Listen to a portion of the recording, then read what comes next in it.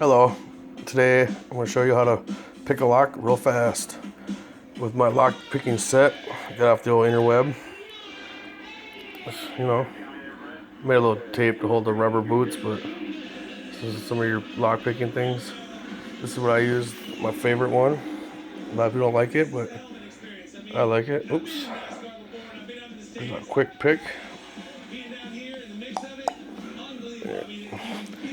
Here's the lock I'm using. Good old commercial master.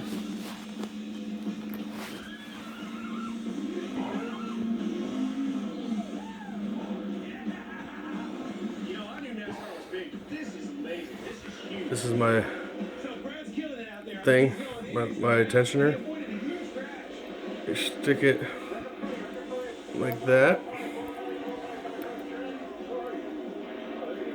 I like it like this.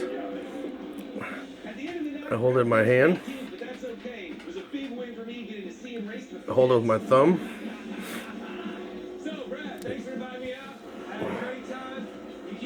Grab the pick, tensioner, put a little tensioner, bend it a little bit, just start picking away and bam, open.